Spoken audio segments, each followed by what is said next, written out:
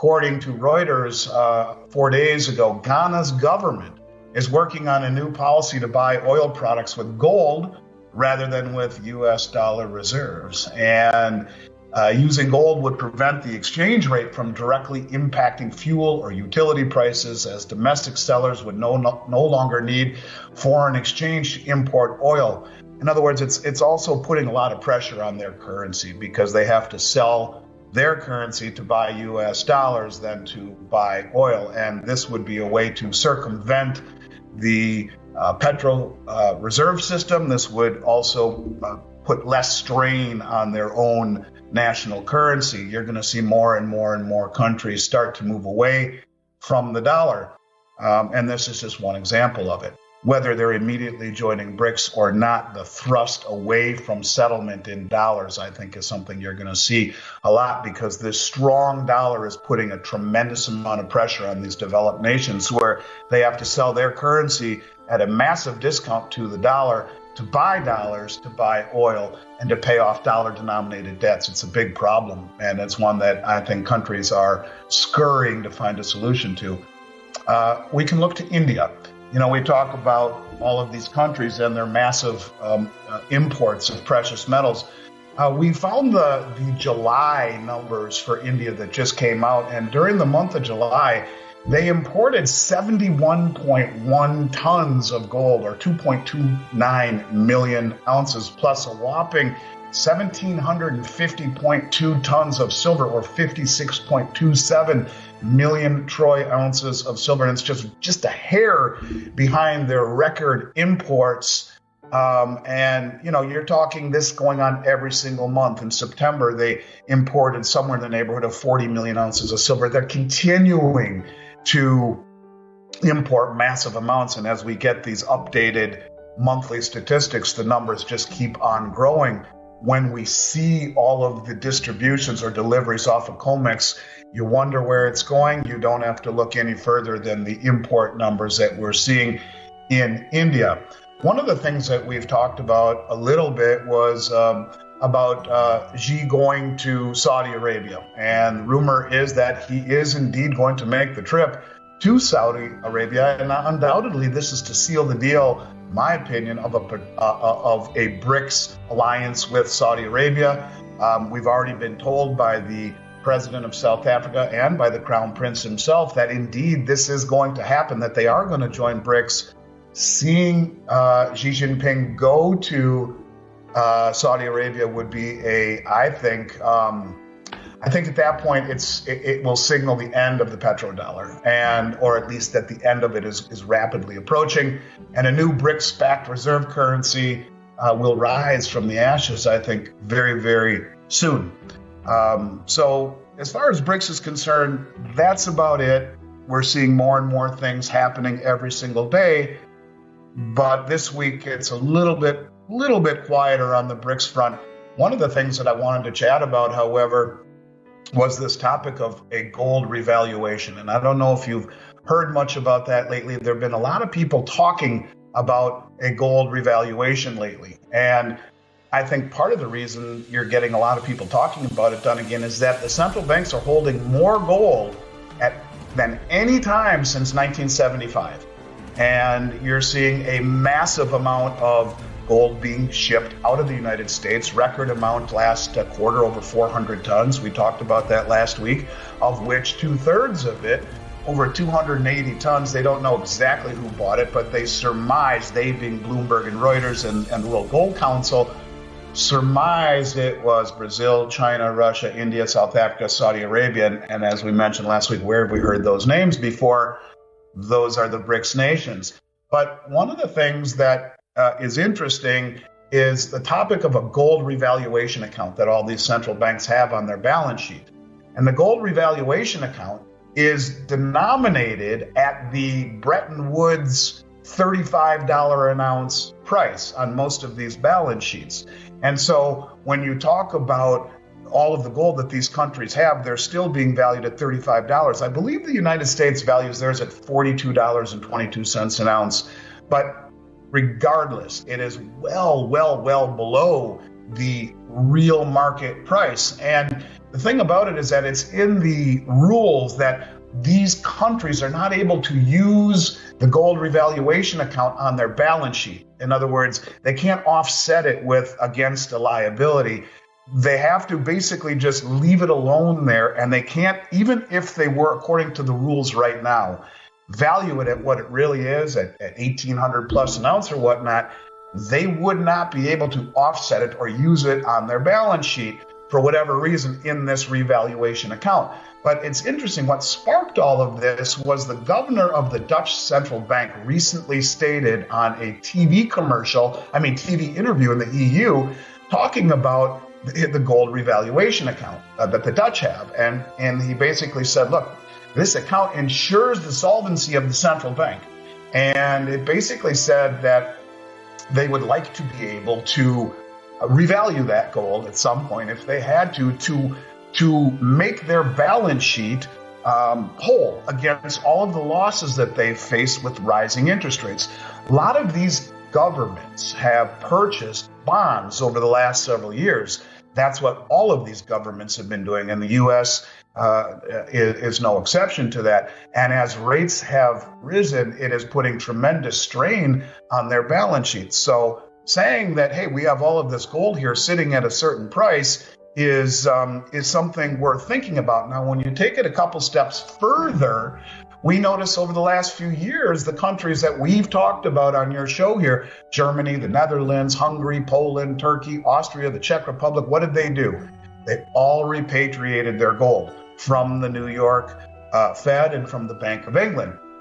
These countries, I believe, are now assigning a greater importance to gold as a reserve asset, and more so than fiat currencies. In fact, the Polish central bank just came out on their website and said that central banks usually strive to diversify their gold storage locations to limit geopolitical risk, the consequence of which could be, for example, loss of access or limitation of the free disposal of gold reserves kept abroad. The German central bank said that their repatriation had three objectives, and that was cost, efficiency, security, and liquidity. And when you talk about these countries like France, Germany, Sweden, Poland, they have all recently disclosed that their gold bars adhere to London Good Delivery Standards. This is something the U.S. hasn't done because the gold supposedly held at Fort Knox, which hasn't been delivered for a very long time, is an amalgamation of the coins that were melted down in 1933, which aren't pure 24-karat gold. They would not meet London Good Delivery Standards. But a lot of these countries in Europe, not only are they repatriating their gold, but they are openly declaring to the world that, yes, our gold now meets London Good Delivery Standards. And so when you talk about the desire of these countries who are all accumulating gold at record clips, right? Most since almost 50 years. And huge amounts in quarter 3, 2022, more so than almost any year since 1967, and the year's not even over yet. Central banks are massively accumulating gold. We have been talking about this, right? So do they have this in mind? Are they going to reevaluate their stance on gold and then reprice gold to a level that will make all of their balance sheets whole, because they are all massively in debt, and as the rates rise, their indebtedness will only increase. They're sitting on something that gives them the ability, I believe, to very quickly render their balance sheet solvent and then put a floor under gold and usher in a new gold standard, I believe. And I really think that this is happening. I want to read you a couple of statements real quick that we find on some of these European central bank websites. So the French have started to promote gold ownership. On their website, it says that gold is the ultimate store of value. According to the president of the German central bank, on their website, it says gold is the bedrock of stability of the entire international monetary system. On the website of the Italian central bank, it says gold is an excellent hedge against adversity. Another good reason for holding a large position in gold is a protection against high inflation, since gold tends to keep its value over time. Now, these are statements that are being made by central banks who don't They issue currency. They're basically saying you need to own gold as a hedge against what we're giving you. And when you realize, and even the Dutch central bank, a bar of gold always retains its value. Gold is the perfect piggy bank. It is the anchor of trust of the financial system. If the system collapses, the gold stock can serve as a basis to build it up again.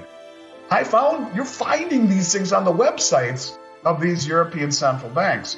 So these are banks that issue their own currencies, and their only real job is to ensure economic stability, yet they openly state that gold is a superior form of insurance or of value than their respective currencies. And I think when you see countries like this that are telling people to buy gold, when you see more and more talk about a revaluation, and in fact, a finance guy for the Dutch National Bank come out and say this is something that we should do, that it actually backstops everything, you're beginning to see more and more and more, I think, of this tier one revaluation of gold, of the repatriation, and of the significance of it coming full circle. And I think you're going to see it really be the backstop of whatever new system comes out next, whether it's issued by the Europeans, whether it's issued by the BRICS, whether it's issued by the US.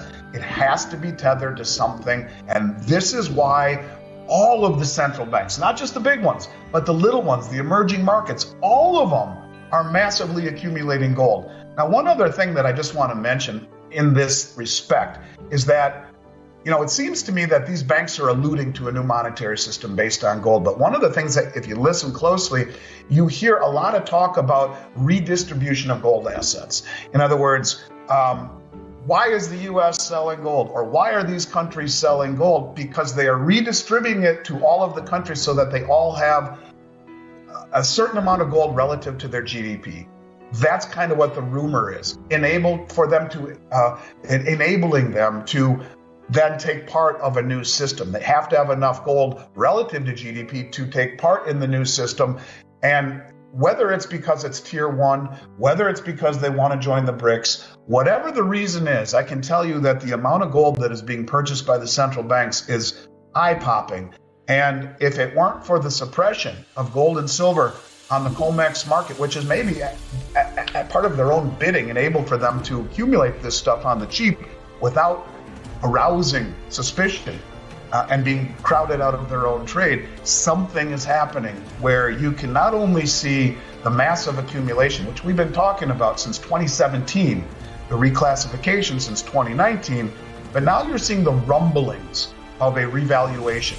And when you see someone high up in the Dutch National Bank say the revaluation of gold will make the Dutch balance sheet solvent, this is what we have in mind, or this is something that we're thinking about, it's the crumbs that they continually lay down. And I'm telling you, gold is going to be the underpinning of a new system. And you can see it by the actions of the world central banks.